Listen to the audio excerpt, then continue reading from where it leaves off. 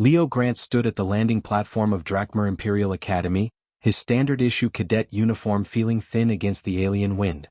The shuttle that brought him from Earth had already departed, leaving him alone on a world that seemed designed to make humans feel small. Around him, the Academy's towers stretched toward a purple sky, built from dark stone that shimmered with heat. Everything here was massive, from the doorways to the training grounds visible in the distance. A group of cadets walked past, and Leo had to tilt his head back to see their faces. The Drakmorians were easily 3 meters tall, with scales that ranged from deep crimson to obsidian black. Their eyes glowed faintly, and when they spoke to each other, small wisps of smoke escaped their nostrils. One of them noticed Leo and stopped. The dragon cadet looked down at the human with obvious curiosity, the way someone might examine an unusual insect. "This is the human?" the cadet said to his companions, his voice a deep rumble. "I expected something more impressive." The others laughed, a sound like grinding rocks. They continued walking, their heavy footsteps making the platform vibrate slightly. Leo picked up his single bag and headed toward the main building. He had prepared himself for this reaction. The briefing back on Earth had been clear. Humanity was new to the galactic stage, and most alien species saw them as fragile and unremarkable. The Drakmorian Empire, in particular, valued strength, fire, and ancestral power. Humans had none of these things. The Academy's entrance hall was overwhelming. Banners hung from the ceiling, displaying the crests of ancient Drakmorian houses. Statues of dragon warriors lined the walls, each one depicting a hero from the Empire's long history. Leo felt the weight of thousands of years of tradition pressing down on him. He was not just representing himself here. He was representing all of humanity, and humanity was being judged. An instructor appeared, an older Drakmorian with silver scales and scars across his snout. He looked at Leo with barely hidden disappointment. "Cadet Grant, you are late." "The shuttle arrived on schedule, sir," Leo replied, keeping his voice steady. "On schedule is late," the instructor said. "Drakmorian cadets arrive early. They use the extra time to prepare, to meditate, to honor their ancestors. But you would not understand such things. Follow me." Leo followed the instructor through corridors filled with dragon cadets who stared at him openly. Some whispered to each other. Others simply watched with those glowing eyes, assessing him, finding him lacking. The instructor led him to a barracks where his sleeping quarters had been prepared. The bed was too large, the ceiling too high. Everything reminded Leo that he did not belong here. "Combat training begins at dawn," the instructor said. "Do not embarrass your species more than necessary." He left without waiting for a response. Leo unpacked his few belongings and tried to sleep, but the sounds of the academy kept him awake. Dragon cadets roared in the training yards. Heavy footsteps echoed in the halls. Somewhere someone was breathing fire and he could smell the smoke. He finally drifted off near midnight, exhausted from the journey and the stress of being so thoroughly unwelcome. Dawn came too early. Leo joined the other cadets in the main training yard, a vast space of packed earth and stone obstacles. There were about 50 dragon cadets present, all of them towering over him.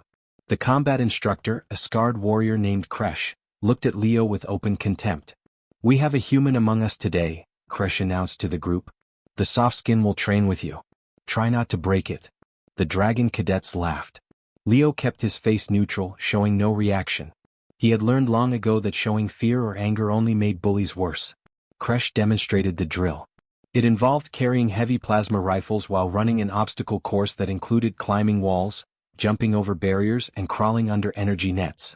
The dragon cadets went first, their natural strength making the exercise look easy. They leaped over walls that were 3 meters high. They carried the plasma rifles as if they weighed nothing. When Leo's turn came, he struggled immediately. The plasma rifle was designed for Drakmorian hands and weighed nearly as much as his entire pack from basic training on Earth. The first wall was too high for him to jump over. He had to find handholds and climb it, which took precious time. The dragon cadets watched and made comments. "Maybe we should get it a ladder," one said. "Or we could just carry it through the course," another suggested, and they all laughed. Leo finished the course last, breathing hard, his arms shaking from the weight of the rifle. Kresh shook his head. "Pathetic." Again. Leo ran the course 5 more times that morning. Each time was slightly better than the last as he learned where to place his hands, how to distribute the rifle's weight, which muscles to use. He never matched the dragon cadets' times, but he improved. By the end he was no longer finishing last. A few of the weaker dragon cadets were slower than him now. Kresh noticed this. For the first time, Something other than contempt appeared in the instructor's eyes. It might have been the smallest hint of respect, but it vanished quickly. "Adequate," Crush said. "You may survive the week." During the midday meal, Leo sat alone in the vast dining hall. The tables and chairs were all Dracmorian-sized, making him feel like a child. He ate the strange food they provided, a nutrient paste that was supposed to be compatible with human digestion. Tasted like metal and ash. A commotion drew his attention. Across the hall, a young Dracmorian cadet was being surrounded by a group of older students. The young one had scales of brilliant blue, unusual among the reds and blacks that dominated the academy. He was also smaller than the others, though still much larger than Leo. "Prince Sethran," one of the older cadets said, his voice dripping with false respect. "How generous of the king to send his weakest son to train among us." The blue-scaled cadet, Sethran, kept his head up. "I am here to learn, same as you." "To learn?" The older cadet laughed.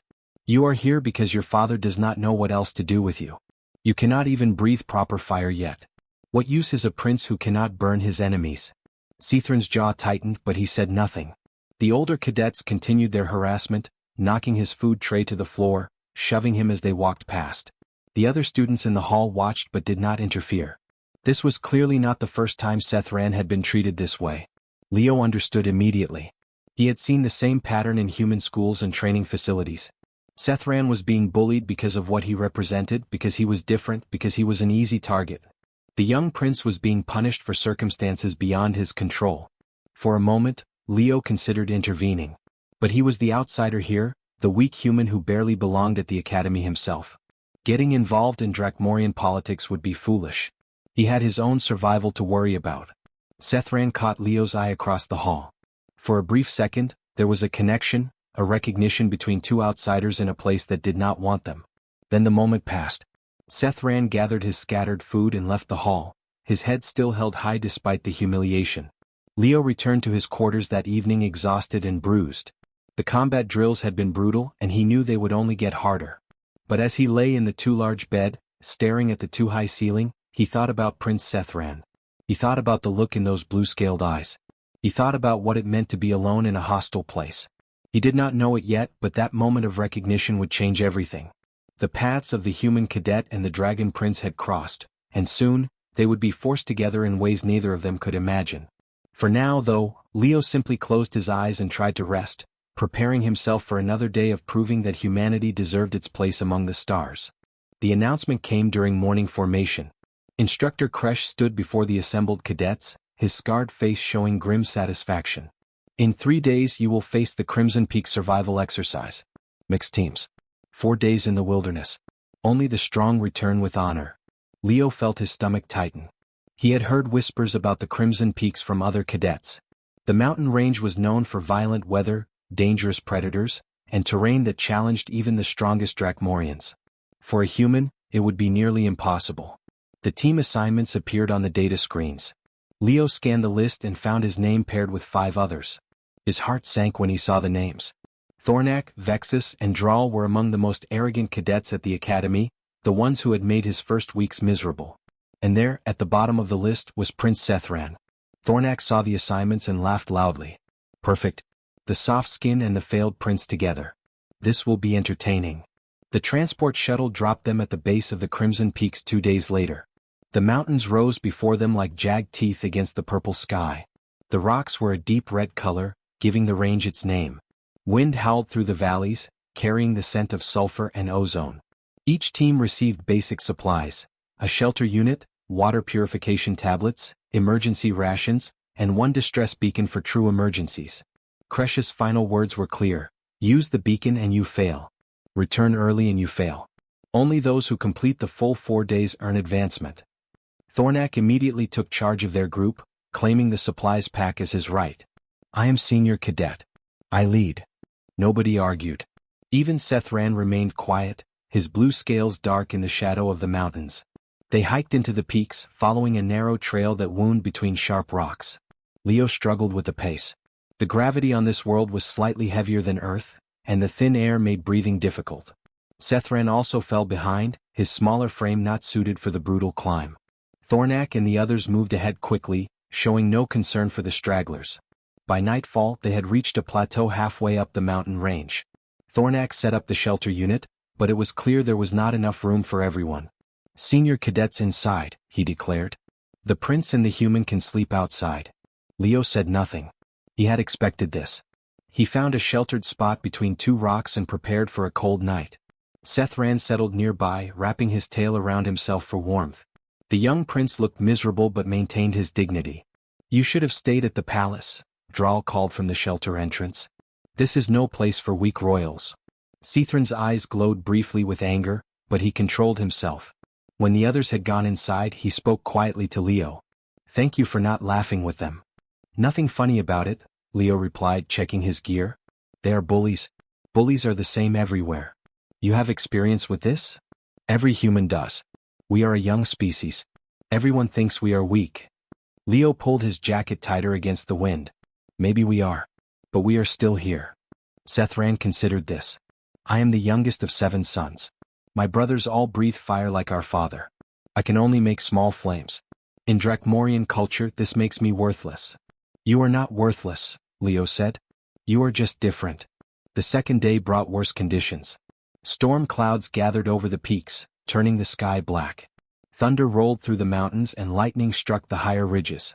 Thornak pushed the pace harder, wanting to reach the designated checkpoint before the weather turned completely. They were crossing a narrow ridge when the storm beasts appeared. Leo saw them first, his human eyes catching movement against the dark rocks. "Wait," he called out. "Something is wrong." Thornak turned, annoyed. "What now, soft skin?" "Movement. 300 meters. Multiple contacts." The dragon cadets laughed. "Humans and their paranoia," Vexus said. "There is nothing there." Then the storm beasts attacked. They came from 3 directions at once, massive creatures with bodies like living lightning. Their forms crackled with energy, and their roars shook the rocks beneath their feet. They were pack hunters, coordinated and intelligent. "Defensive formation," Thornak shouted, finally taking the threat seriously. The dragon cadets formed a circle, preparing to use their fire breath and plasma weapons. But they were positioned badly, too close together, with nowhere to retreat. Leo tried to warn them. "Spread out. They are hurting us." Nobody listened. The dragon cadets unleashed their fire and weapons, filling the air with flame and plasma bolts. The storm beasts scattered, then regrouped exactly as Leo had predicted. They were driving the cadets toward a cliff edge. "Fall back," Leo shouted. "It is a trap." The situation collapsed quickly. More storm beasts appeared, drawn by the noise and energy. The cadets panicked, their formation breaking apart. Thornak made a decision. "Retreat to the shuttle landing zone."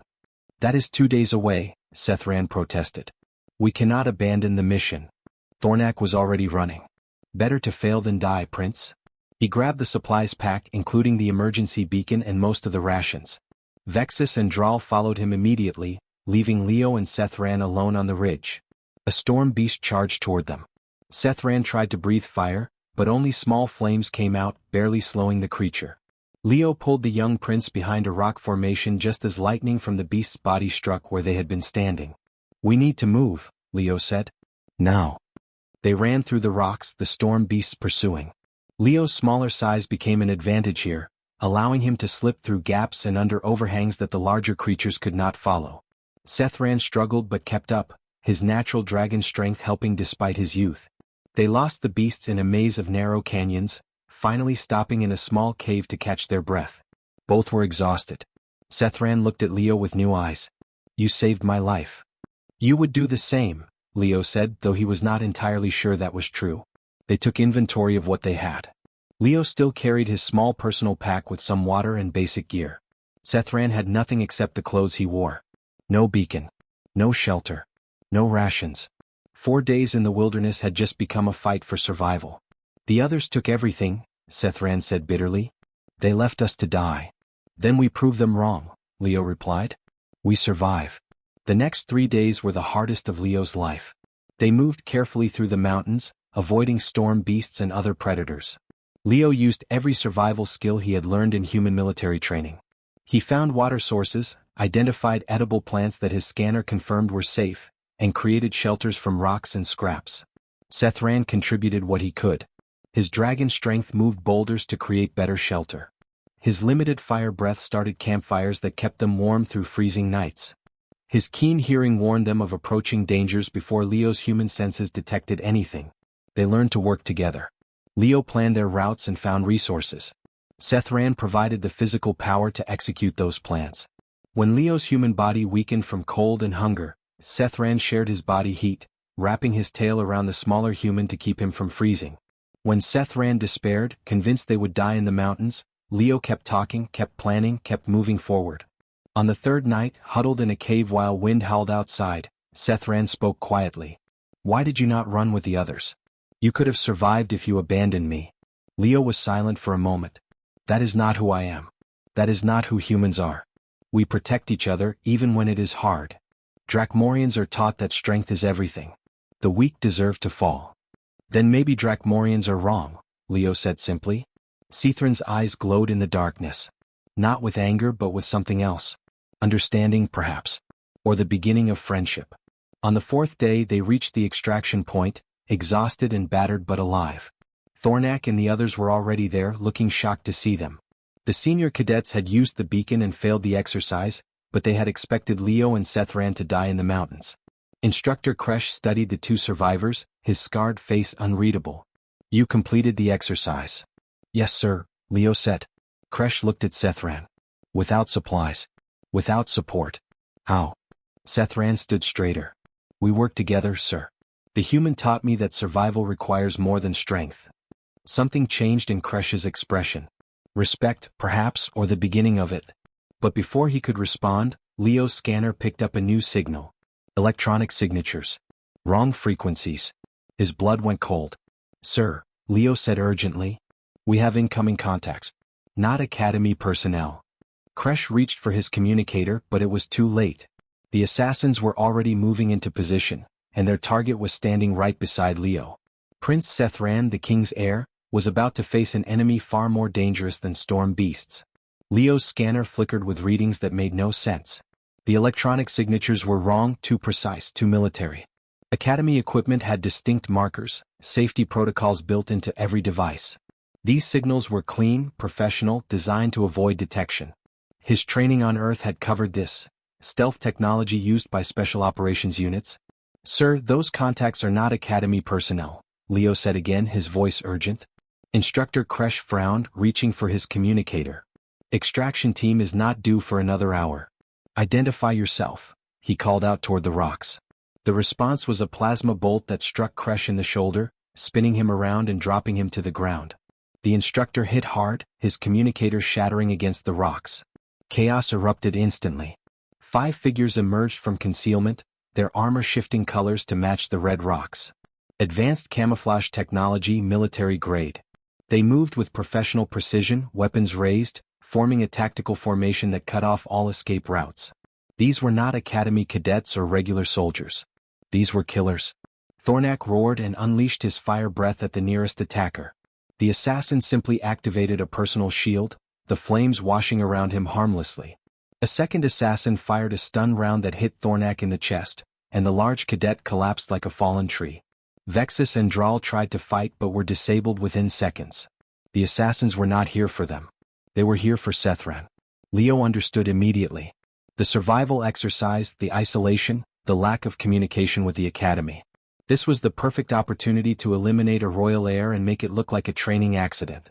Nobody would question a prince dying in the dangerous Crimson Peaks. It happened sometimes.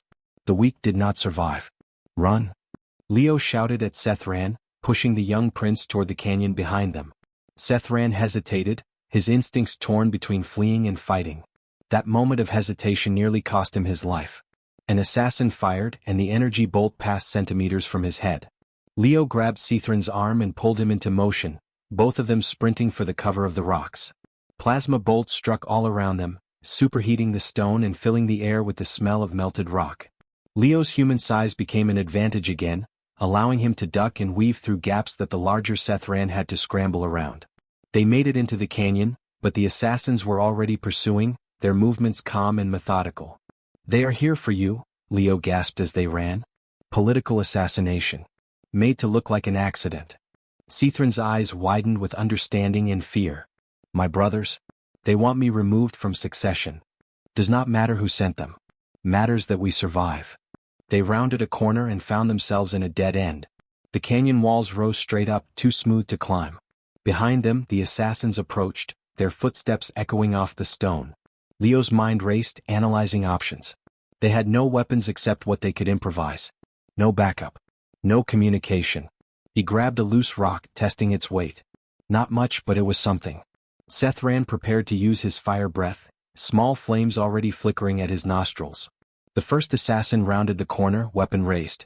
Leo threw the rock with all his strength. It struck the assassin's weapon arm, not hard enough to injure but enough to spoil his aim. The plasma bolt went wide. Sethran breathed his small flames, and while they were not powerful enough to hurt the armored killer, they obscured vision for a crucial second. Leo charged forward, staying low. His human combat instructors had taught him that armor always had weak points. Joints, seals, sensor arrays. He slammed into the assassin's knee with his shoulder, a move that would have done nothing to a prepared opponent but caught this one off guard. The killer stumbled. Sethran followed up, using his dragon strength to shove the assassin into the canyon wall. The helmet cracked against stone and the assassin dropped. Leo grabbed the fallen weapon, but his human hands were too small for the Dracmorian-sized grip. He could not fire it properly. "Go!" he shouted at Sethran, pointing to the gap where the assassin had come from. They ran again, but two more assassins were waiting. These ones did not underestimate their targets. They fired in controlled bursts, forcing Leo and Sethran to dive behind a boulder. The rock began to glow under the sustained plasma fire, heat radiating through the stone. Leo's scanner showed 3 assassins now converging on their position, with the 2 stunned cadets and injured instructor providing no help. It was just him and Sethran against professional killers with superior weapons, armor, and training. "We cannot win this fight," Sethran said, his voice shaking slightly. "Then we change the fight," Leo replied. He noticed a crack in the canyon wall above them, where centuries of wind and water had weakened the stone. A desperate plan formed. "Can you breathe fire at that crack? Make it as hot as you can." Sethran looked up, understanding immediately. "Thermal stress. The rock will fracture." "Maybe. Worth trying." The young prince aimed his fire breath at the crack, sustaining the flame longer than Leo had ever seen him manage. The rock began to glow red, expanding with heat. Leo waited, counting seconds, judging the stress building in the stone. "Now run." They bolted from cover just as the assassins rounded the boulder. Leo grabbed another rock and threw it at the glowing crack with all his remaining strength. The thermal shock was just enough. The weakened stone shattered, sending a cascade of boulders down into the canyon. The assassins scattered, their formation broken. It bought them 30 seconds, maybe less. Leo and Sethran ran through the falling rocks, both taking hits that would leave bruises but nothing fatal. They emerged from the canyon into open ground, but there was nowhere left to run.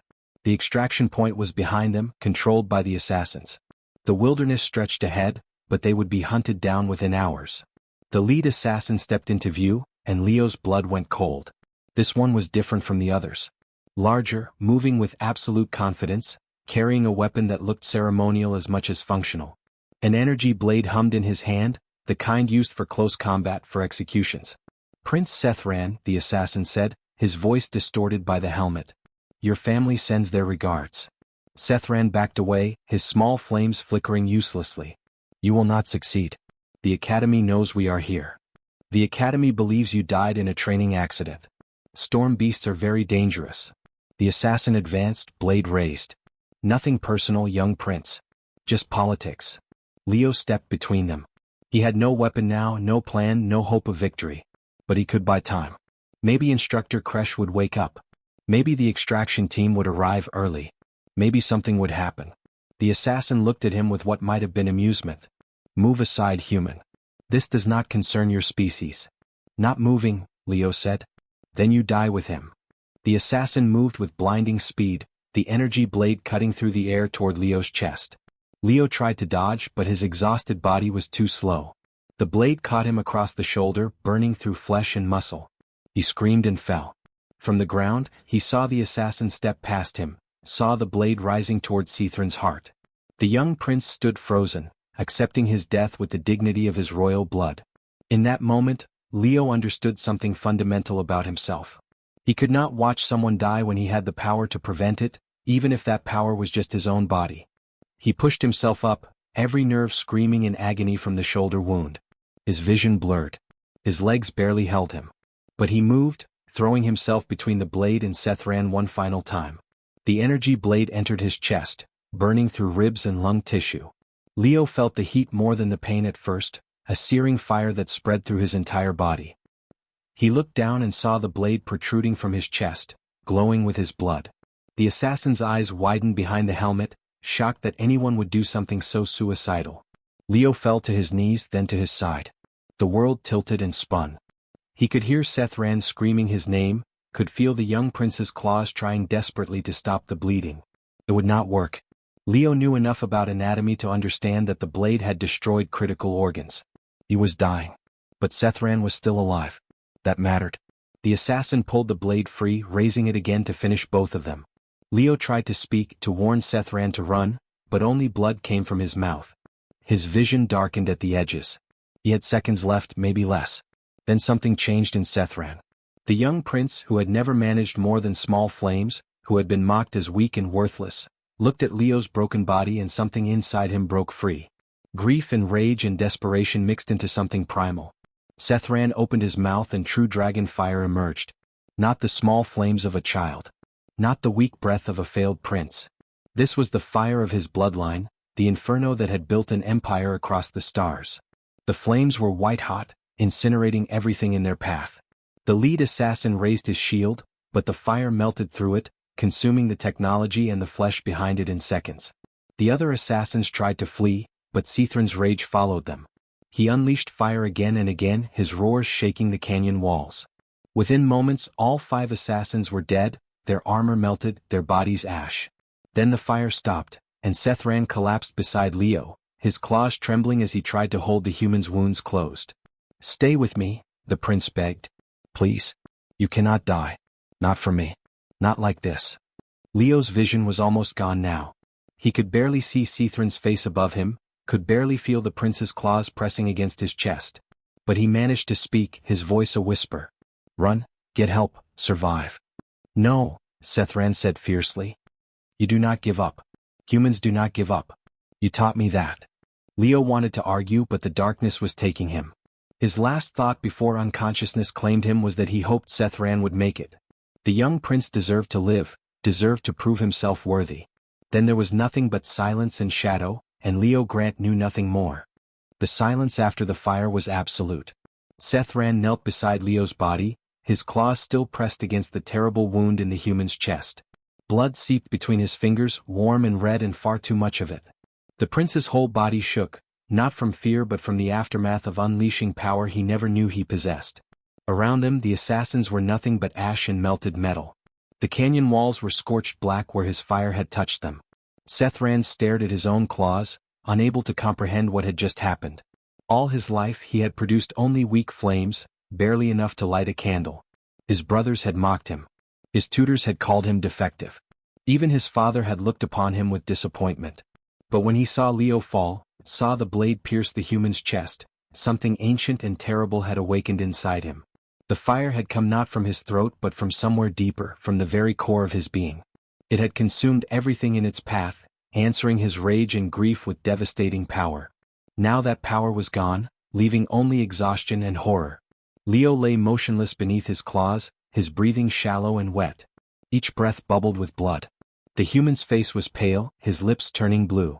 Sethran had seen death before. He knew what it looked like. "No," he said aloud, his voice cracking. "You do not die. I will not allow it." He looked around desperately. Instructor Kresh was still unconscious from the plasma bolt, his shoulder badly burned.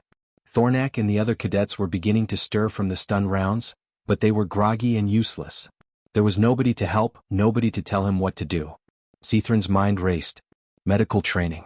He had received basic instruction like all cadets, but it was designed for Drakmorian physiology. Humans were different, their organs arranged differently, their blood chemistry strange. He did not know if the techniques would even work. But he had to try. First, stop the bleeding. He tore strips from his own uniform, pressing them against the chest wound. The fabric soaked through immediately. He needed more pressure, more material. He pulled off his outer jacket and wadded it against the injury, using both claws to maintain constant pressure. Leo's eyes flickered open briefly, unfocused and glazed with pain. "Sethran. Be silent. the prince commanded, his voice shaking. Save your strength. Did you? They are dead. All of them. Because of you. Cethran's eyes glowed with unshed tears, something Drakmorians rarely displayed. Why did you do it? Why did you take that blade from me? Leo's lips moved, forming words that barely had sound. Had to protect you? But why? Cethran demanded. In my culture, in Drakmorian society, we are taught that self-preservation is the highest law. The strong survive. The weak perish. That is natural order. You owed me nothing. We are not even the same species. Yet you threw away your life for mine. I do not understand. Leo managed the smallest smile, blood on his teeth. Different culture, humans protect each other? Even when it means death? Especially then. The words hit Cethran like a physical blow. He thought of his brothers who would have stepped over his corpse to advance their own positions. He thought of the senior cadets who had abandoned him and Leo to die in the wilderness. He thought of every lesson he had learned about Drakmorian strength and honor, and found them all suddenly hollow. This human, this small soft-skinned creature that his people considered weak and primitive, had done something no Drakmorian would ever do. Leo had valued Cethran's life above his own. Not because of political advantage. Not because of family obligation. Simply because it was right. I will not let you die, Cethran said fiercely. Do you hear me? You will survive this. Leo's eyes closed again, his breathing becoming more labored. Cethran looked around desperately and spotted one of the fallen assassin's equipment packs. He carefully shifted Leo onto a flat section of ground, maintaining pressure on the wound, then scrambled to the pack. Inside he found advanced military gear, including emergency medical supplies. His claws fumbled with the unfamiliar equipment, but he found what he needed: coagulation foam designed to seal wounds and stop bleeding. He read the instructions quickly, his heart pounding. The foam was designed for Drakmorian physiology, but the basic chemistry should work on human blood. He sprayed the foam into Leo's chest wound, watching it expand and harden, sealing the injury from inside. The bleeding slowed, then stopped. Leo's breathing became slightly easier, no longer bubbling with blood. It was not a cure, but it bought time. Next, Cethran found the assassin's emergency beacon, a powerful transmitter designed to reach orbital distances. He activated it, setting the signal to the Academy's emergency frequency. Help would come, but it would take time. Hours maybe. Leo might not have hours. The other cadets were fully conscious now. Thornak staggered over, his eyes wide at the scene of destruction. What happened? Where are the attackers? Dead? Cethran said flatly. I killed them. Thornak stared at the scorch marks, at the ash that had been professional assassins, at the young prince he had always considered weak. You did this? Help me move him, Cethran ordered, gesturing to Leo. We need shelter. He needs warmth. For once, Thornak did not argue. He and Vexus helped carry Leo to a sheltered overhang in the canyon wall, a place protected from wind and open sky. Cethran directed them to gather the survival equipment from the extraction point, the shelter unit that they had denied him and Leo days earlier. They set up the shelter around Leo's unconscious form. Cethran crawled inside and carefully positioned himself next to the human, wrapping his tail and body around Leo to share warmth. Drakmorian body temperature ran hotter than human, and Leo was shivering despite the desert heat. Shock, Cethran realized. The human body was going into shock. Stay back, Cethran growled when Thornak tried to enter the shelter. You abandoned us. You do not get to help now. Thornak's face showed shame, but he stepped back. The senior cadets built a fire outside and tended to Instructor Kresh, whose shoulder wound was serious but not fatal. Night fell over the crimson peaks, bringing cold wind and darkness. Inside the shelter, Cethran held Leo through the long hours. He monitored the human's breathing, checked the foam seal on the wound, and kept his body temperature regulated. Leo drifted in and out of consciousness, sometimes mumbling words in human languages Cethran did not understand. During one lucid moment, Leo opened his eyes and found Cethran's face very close to his own. Still here? Where else would I be? Cethran replied. Should save yourself, political target, danger? I will not abandon you. Never. Cethran's voice was firm. You taught me something today, Leo Grant. You taught me that there are things more important than survival. Honor is not about being strongest. It is about protecting those who cannot protect themselves. Leo's hand moved weakly, and Cethran carefully grasped it with his claw, mindful of the sharp talons. The human's fingers were so small and fragile in his grip. Your brothers sent assassins. Leo whispered. I know. They fear what I might become.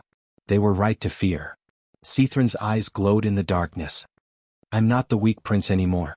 You show me my true strength today. Not fire. Not power.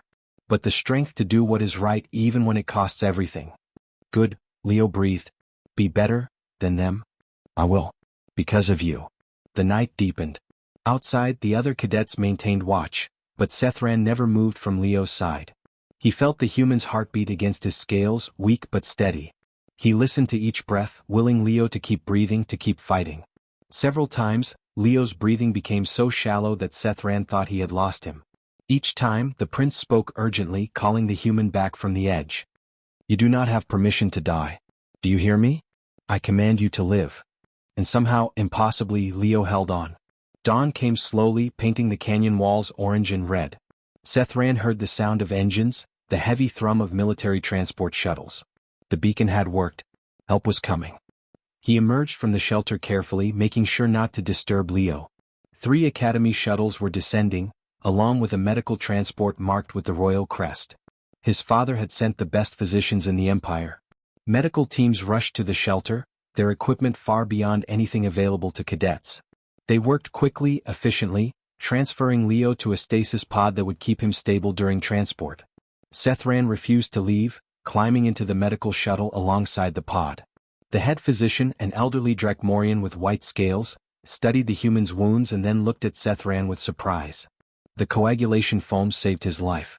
Without it, he would have bled out in minutes. Who administered it? I did, Cethran said. You have medical training? No. I had desperation. The physician nodded slowly. Sometimes that is enough. You will live, young prince. The wounds are severe, but we can repair them. Your human friend will survive. Cethran felt something break inside him, a dam of fear and tension he had been holding back all night. His legs gave out and he sat heavily on the shuttle floor, his whole body shaking. Leo would live. The sacrifice had not been in vain. As the shuttle lifted off, carrying them back to the academy and the royal medical facilities beyond, Cethran made a silent vow. He would never forget what Leo had done. He would never forget the lesson learned in blood and fire on the Crimson Peaks. Some things were worth more than life itself. And protecting those things, protecting those who could not protect themselves, was the truest form of strength. The human had shown him that. Now he would show the entire Drakmorian Empire. Consciousness returned slowly, like swimming up through deep water toward distant light. Leo became aware of sensations one at a time. The softness of fabric against his skin. The steady rhythm of machines humming nearby. A dull ache in his chest that suggested serious injury recently healed. The smell of something clean and medicinal, different from the harsh chemical scents of human hospitals. He tried to open his eyes, but his eyelids felt heavy. His whole body felt heavy as though gravity had doubled. He managed to move his fingers slightly, testing whether his limbs still worked. Everything responded, though slowly. He is waking, a deep voice said nearby. The words were in the Drakmorian language, but Leo's translator implant converted them automatically. Other voices murmured in response, too many to count. Leo forced his eyes open, blinking against soft light that seemed designed not to hurt sensitive eyes. His vision cleared gradually, adjusting to his surroundings. He was lying in a bed far more comfortable than any he had experienced at the academy. The room was large, with high ceilings and walls made of polished stone that gleamed like marble. Medical equipment surrounded his bed, advanced Drakmorian technology that monitored his vital signs and dispensed medication through tubes connected to his arm. But it was not the room that made Leo's breath catch. It was the people. The chamber was filled with Drakmorians. Hundreds of them, standing in perfect silence. They lined the walls, filled every available space, their massive forms creating a sea of scales in every color. Warriors in formal armor. Nobles in ceremonial robes. Academy instructors he recognized. Even some of the cadets who had mocked him during training. All of them stood absolutely motionless, their eyes fixed on him. Not with hostility or curiosity, but with something else. Something Leo could not immediately identify. The silence was complete and profound. Nobody spoke. Nobody moved. They simply stood, watching him with an intensity that made his skin prickle. What? Leo's voice came out as a hoarse whisper. His throat was dry and used. What is happening? The crowd did not respond. They remained frozen, like statues carved from living stone. Leo's heart rate increased, triggering a beep from one of the medical monitors. This was wrong. Something was very wrong. Then he saw Sethran. The young prince stood closest to the bed, his blue scales looking brighter than Leo remembered. Sethran's eyes met his, and there was such depth of emotion there that Leo felt overwhelmed. Gratitude. Respect. Something that looked almost like reverence. Sethran? Leo managed. Why is everyone staring at me? Before the prince could answer, the crowd parted smoothly, creating a path from the door to Leo's bedside. Through this path walked a Dracmorian unlike any Leo had seen before. He was massive even by dragon standards, his scales a deep crimson that seemed to glow from within. He wore robes of black and gold, and a crown of twisted metal rested on his horned head. Power radiated from him like heat from a furnace. Leo knew immediately who this was. The Dragon King. Sethran's father. The ruler of the Dracmorian Empire. Every instinct told Leo to stand to show respect, but his body would not cooperate. The king reached the bedside and looked down at him with eyes that burned like molten gold. For a long moment neither spoke. Cadet Leo Grant, the king finally said, his voice deep enough to vibrate in Leo's chest. You're awake. The physician said you would sleep for days longer. How long? Leo asked. 6 days since the incident in the Crimson Peaks. 6 days since you took a blade meant for my son. Memory flooded back. The assassins. The fight. The energy blade piercing his chest. Falling. Darkness. Leo's hand moved instinctively to his chest, feeling through the thin medical gown. There was a bandage there and beneath it, the ridge of a massive scar. The physicians repaired the damage, the king continued. Regrew your lung tissue. Sealed the wounds to your heart and ribs. You should have died instantly from such an injury. That you survived even minutes was remarkable. That you survived to reach medical care was impossible. Sethran, Leo said looking at the prince. You saved me. No, Sethran replied, his voice thick with emotion. You saved me. I merely returned the favor. I do not understand. Why is everyone here? Leo looked around at the silent crowd. Why are they all staring? The Dragon King gestured to the assembled Dracmorians. They stand in silent honor. It is an ancient tradition of our people, reserved for warriors who have shown ultimate valor in service to the royal bloodline. They will remain silent until I release them, bearing witness to your sacrifice. I do not deserve this, Leo protested weakly. I just did what anyone would do. That is where you are wrong, human. The king's eyes blazed brighter. What you did is something no Dracmorian would do. In our culture, self-preservation is the foundation of honor. We are taught from hatching that survival is paramount. The strong live. The weak perish. This is natural law. The king moved closer, his massive form casting a shadow over the bed. Yet you, a member of a species we considered primitive and weak, threw away your life for my son. Not because of political gain. Not because of family obligation. Not even because of friendship, for you barely knew him. You did it simply because you believed it was right. Leo's mind struggled to process this. In human culture we protect each other. We sacrifice for the group. It is how we survived on Earth. We are not strong individually, so we became strong together. We know this now, the king said. My son has explained human philosophy to me. He has shown me that what we interpreted as weakness is actually a different kind of strength. A strength that my people have forgotten, if we ever possessed it at all. Sethran stepped forward. When you fell, when I saw the blade in your chest, something broke inside me. All my life, I believed I was defective because I could not breathe proper fire. But in that moment, I understood. True strength is not about power. It is about what you are willing to sacrifice for others. The fire you unleashed killed 5 trained assassins, the king said. Professional warriors equipped with advanced technology and personal shields. My son incinerated them in seconds, using power he never knew he possessed. The physicians tell me it was emotional trauma that unlocked his true abilities. Grief and rage at your sacrifice awakened his bloodline's full potential. Leo looked at Sethran with new understanding. You found your fire. Because you showed me why it matters, Sethran replied. Power without purpose is meaningless. You gave me purpose. The king raised one massive claw, and immediately the silent crowd shifted their attention to him. Let it be known throughout the empire. This human, Leo Grant of Earth, has performed a deed that shames our greatest warriors. He placed another's life above his own. He protected my son, my heir, my blood, when he had every reason to flee or hide. The king's voice grew louder, filling the chamber. In our history, Only 3 times has silent honor been granted to non-Drachmorians. Twice to ancient allies who fought beside us in wars that shaped the galaxy. Once to a physician who cured a plague that threatened our species. Never has it been granted to a human. Never has it been granted for an act of pure sacrifice with no expectation of reward. He turned back to Leo, his expression unreadable. The assassins were sent by forces within my own court.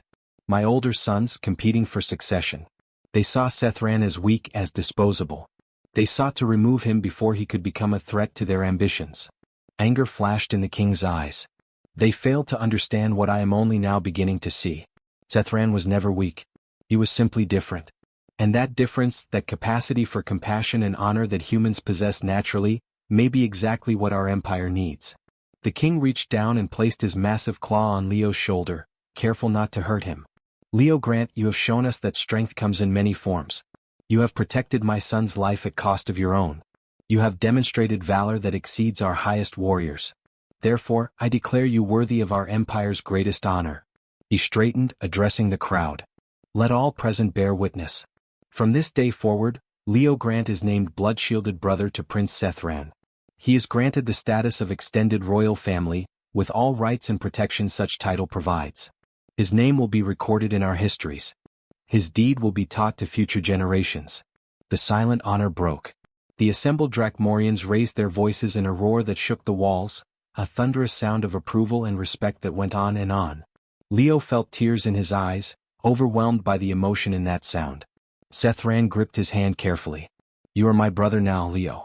Not by blood but by something stronger. By choice and sacrifice. I do not know what to say, Leo whispered. Say you will accept, the king commanded. Say you will stand beside my son as he grows into his power. Say you will teach our people what it means to protect others, even at cost to yourself. Leo looked at the king, at Sethran, at the hundreds of dragon warriors who now regarded him with respect instead of contempt. He thought about humanity's place in the galaxy, about how one small act of courage had changed everything. I accept, he said. The roar grew even louder, and Leo understood that something fundamental had shifted. Humanity would no longer be seen as weak curiosities. They would be remembered as the species that taught an empire about sacrifice, about honor, about the strength it takes to give up everything for someone else. And it had all started with one human cadet who refused to watch a young prince die alone. The thunderous roar eventually faded, leaving the medical chamber in relative quiet. The assembled Drachmorians remained standing, their eyes still fixed on Leo with that same intense respect. The Dragon King gestured, and attendants brought forward a cushioned chair, placing it beside Leo's bed. The king sat, a gesture of equality that made several nobles shift uncomfortably. You must rest and recover, the king said. But there are matters we must discuss while they are fresh.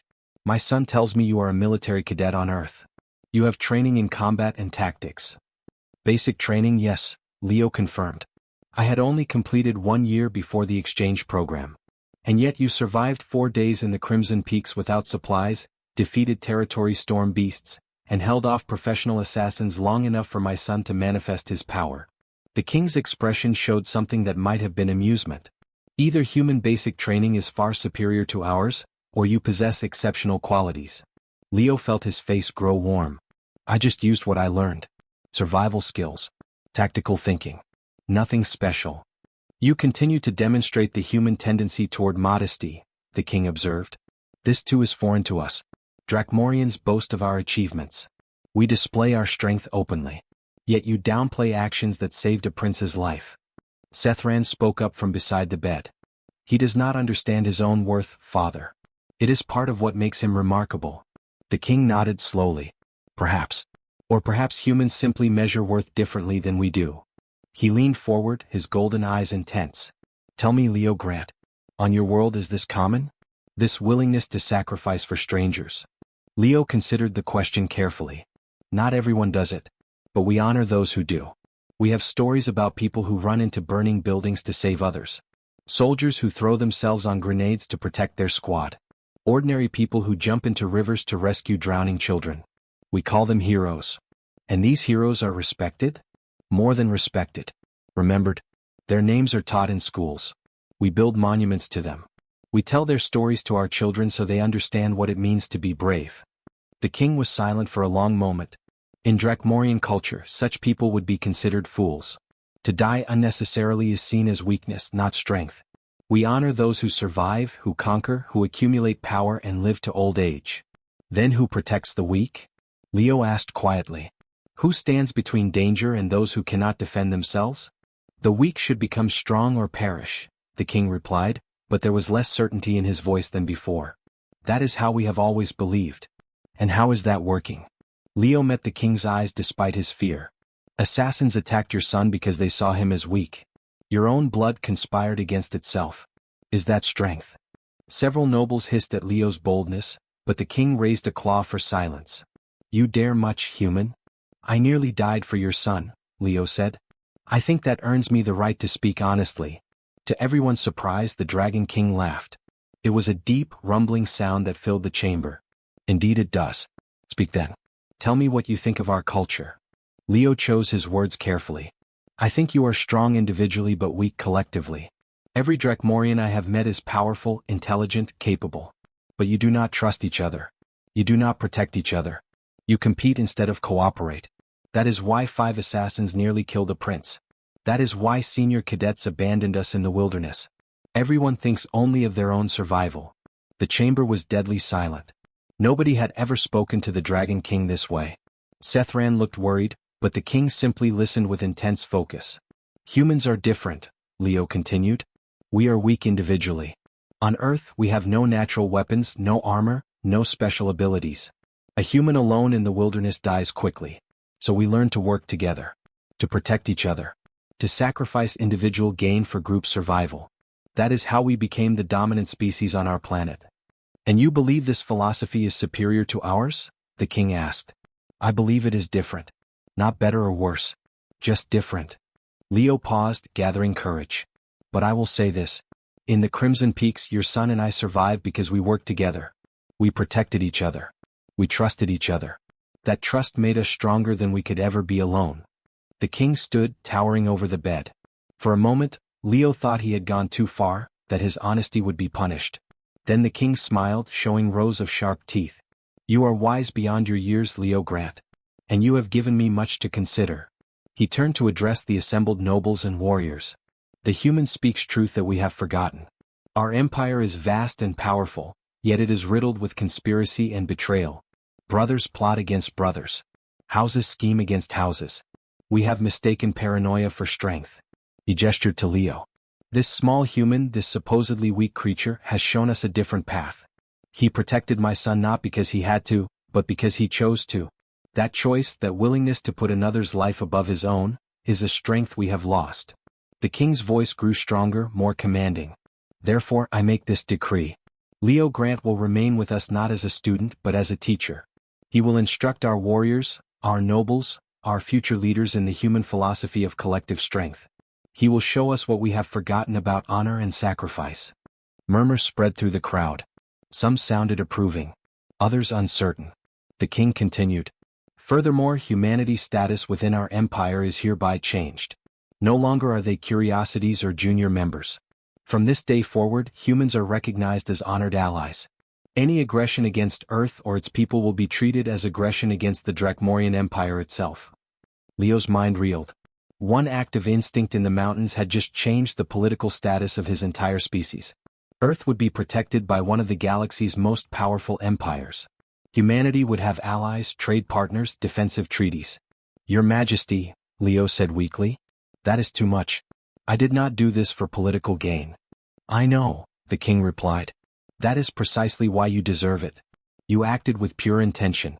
Such actions should be rewarded, not ignored. Sethran moved closer, his blue scales gleaming in the medical chamber's soft light. You are my brother now, Leo. Blood-shielded brother. That is not just a title. It means I will stand beside you as you stood beside me. It means we face the future together. I do not know how to be a prince's brother, Leo admitted.